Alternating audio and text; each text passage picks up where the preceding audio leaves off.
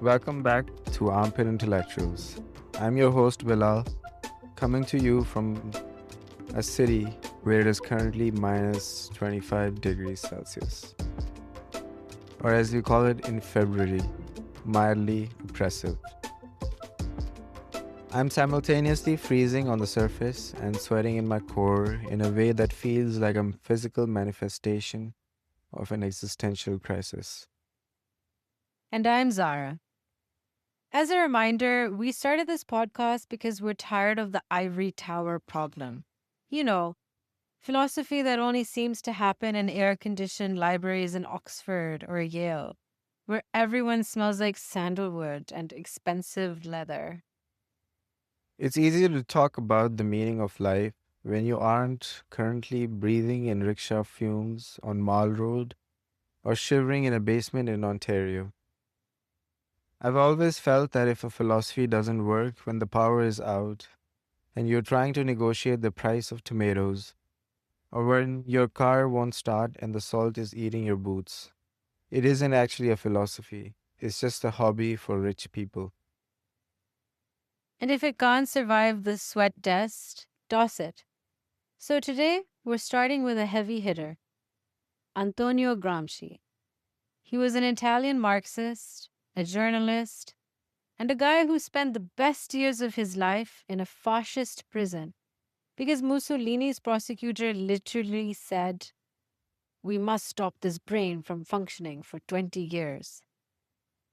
He understood that power isn't just about who has the biggest gun, it's about who owns the thermostat of our collective reality. Spoiler alert for the fascists. It didn't work. Gramsci wrote 3,000 pages in prison, the Quaderni del Carcere or prison notebooks. And honestly, I think he was secretly writing about the post colonial condition. He just didn't know it. He provides the best toolkit for answering the question we all ask over chai. Why is the system like this? Why do we complain about the state while simultaneously doing everything in our power to keep it exactly as it is? Welcome to our deep dive. If the intro is a dip in the pool, this is us diving into the deep end with weights tied to our ankles. We're talking about why common sense feels like a ghost of a British officer whispering in our ears. Gramsci at the Dhaba. Let's get into it. But before we get to the local context, we have to do a pit stop. We need to define Gramsci's big word, cultural hegemony. It sounds like a medical condition. Doctor, I've got a swelling in my hegemony. Is it contagious? Actually, it kind of is. Back in the day, old school Marxists thought the revolution would be like a movie. The workers are poor, the bosses are rich. Eventually, the workers get mad, grab the pitchforks, and the system flips. But in Western Europe, the workers didn't flip the table. They actually seemed quite attached to the table, and Gramsci sat in his prison cell and asked why. Let me guess, because the bosses have guns? Well, that's only half of it. Gramsci split the state into two. First, there was political society. That's the realm of force, the police, the army, the courts. That's hard power. But then there's civil society, and this is the realm of consent. Consent? You mean we agree to this nonsense? Indirectly, hegemony is when the ruling class spreads its values through schools, religion, media, and family until those values become the common sense. As the scholar Raymond Williams famously put it, hegemony isn't just a set of ideas, it's a whole body of practices and expectations. It's the saturated way we live. If the elite can make you believe that their success is natural and your poverty is fate or destined, then they don't need a soldier at your door. You've already policed your own brain. It's the ultimate life hack for dictators. You don't need to break their legs if you can own their definitions of success and logic. It's the mental insulation that prevents us from feeling the chill of the systemic inequality around us. And to understand how that logic sticks, we have to look at Gramsci's concept of the state as educator. So in Prison Notebook 10, he argues that every state is educational. So, in the sense that it doesn't just pass laws, it creates a civilization, So the state isn't just a tax collector, it's a lifestyle coach. essentially. But in the post colonial world, that coach is suffering from a personality disorder.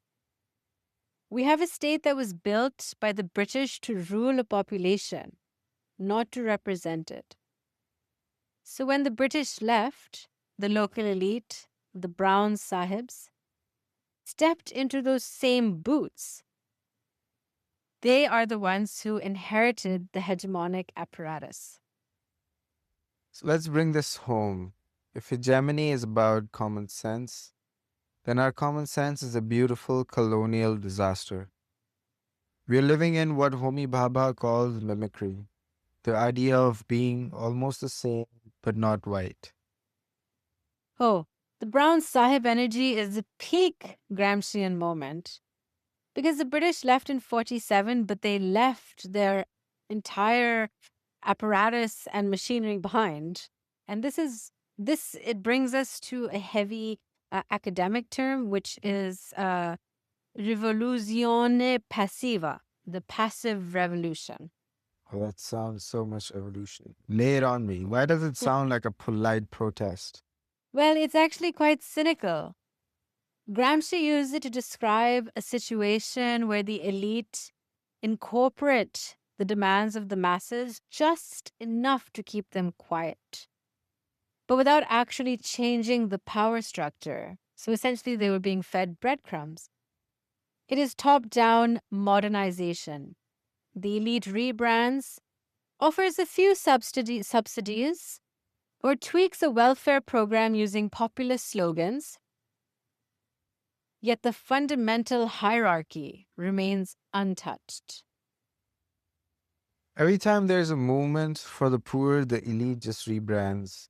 They give a few subsidies, they change the name of a welfare program, they use some populist slogans, but the feudals and the industrialists stay exactly where they are. Right. So think of Aisha Jalal's work, The State of Martial Rule. She explores how the military bureaucratic leeway created a political society so strong that civil society never had the chance to breathe. The revolution is passive because the people are treated as spectators, not as actors. That's absurd. Go into a high court in Lahore, it's 45 degrees outside, and the lawyers are wearing heavy black wool coats and white polyester collars. Why? Because the common sense of a legal elite says that looking like a Victorian era Londoner equals dignity. And look at this CSS, the Civil Superior Services. It's the ultimate filter. We still use an exam system designed to produce colonial administrators. We're testing people on European history and English grammar to see if they're fit to manage a district. Gramsci would call this the state as educator. The state is telling you that intellect has a specific Western upper class flavor. It's the Pindi boy versus the burger divide. The elite uses culture as a weapon. If you use a certain slang or wear a certain brand, you're tacky. That's a tool of hegemony. To make the lower middle class feel that their very identity is an obstacle to their progress. So, Gramsci also provides the perfect diagnosis for our current era of global chaos. The crisis consists precisely in the fact that the old is dying and the new cannot be born. It is this interregnum a great variety of morbid symptoms appear. It sounds like that quote he also mentioned that the old world is dying, the new world is yet to come, but now we live in the time of monsters. And we are living in that interregnum, the old common sense. The idea that if you go to school and work a 9 to 5, you can afford a stable life and a retirement is clearly dying. It's a corpse. But the new world, the one that replaces it, is being blocked by those who benefit from the old one. In the meantime, we get morbid symptoms, extreme polarization, the rise of the alt right, and a general sense of nihilism or monsters. We are stuck in the waiting room of history, essentially. And it is freezing in here. And it's that feeling of stuckness, right? We know the current system is unsustainable, socially, economically, environmentally, but the common sense hasn't shifted enough to allow the new world to be born. And yes, we are still living amongst the monsters, clearly.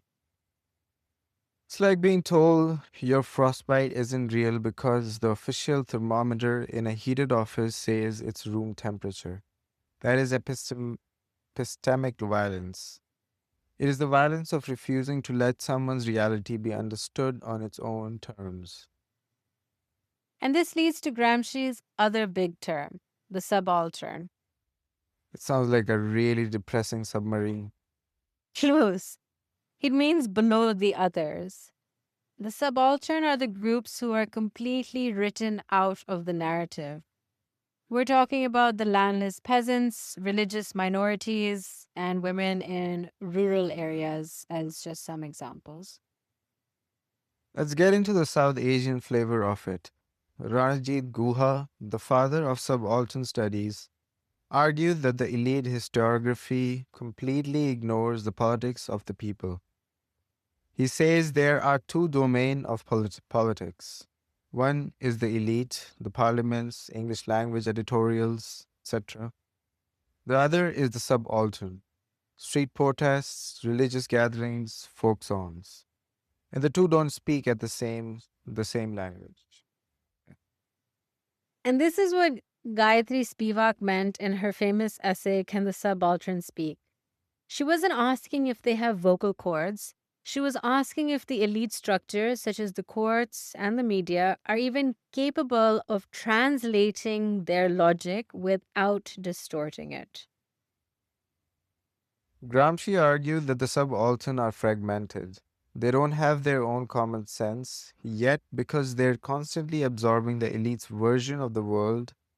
You see this when the poor are convinced to vote for the same feudal landlords who keep them in debt. They've been integrated into a system of patronage that they think is the only way to survive. Think about the lady health workers or the dwellers in informal settlements, kachi abadis, essentially. When they protest for their rights, the media covers it as a traffic nuisance. They don't hear the philosophy behind the protest, the demand for dignity and haq. The hegemony translates their haq into a minor administrative issue. And that is how you silence a voice while letting it scream. We have to talk about the wit of the wig. We see our civil servants taught to be generalists in a Victorian mold. Gramsci would call these guys the traditional intellectuals. They think they are autonomous, but Gramsci says, no, you are the subaltern officers of the ruling class. You make the exploitation look legal and orderly. And the armpit take on this is that we, the middle class, aspire to be them. We spend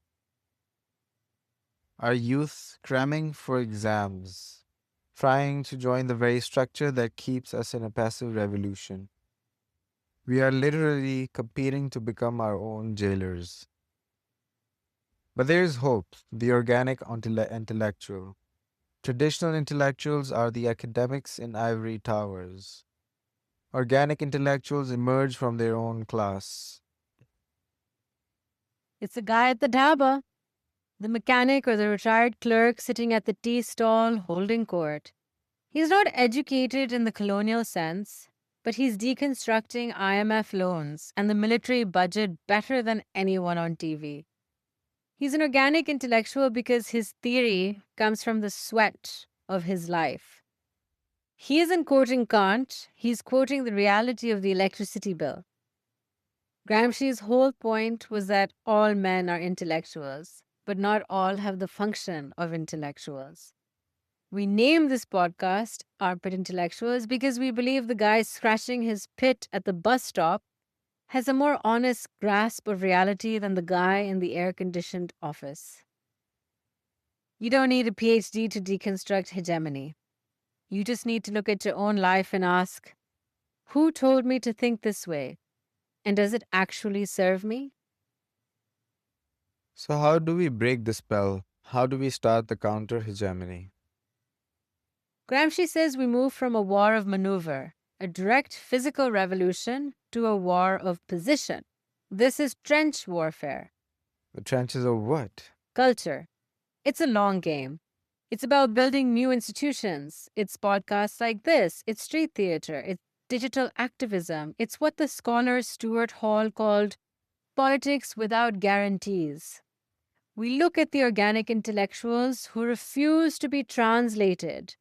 Think of the poets and the street performers who refuse to use the elite language.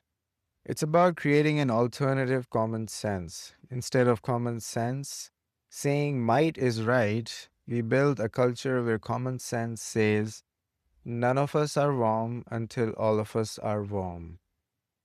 It's what Gramsci called an intellectual and moral reform. It's not just about winning an election. It's about changing what the people value. If you win an election but the people still value the big man or the savior, you haven't changed anything. You've just changed the name of the hegemon.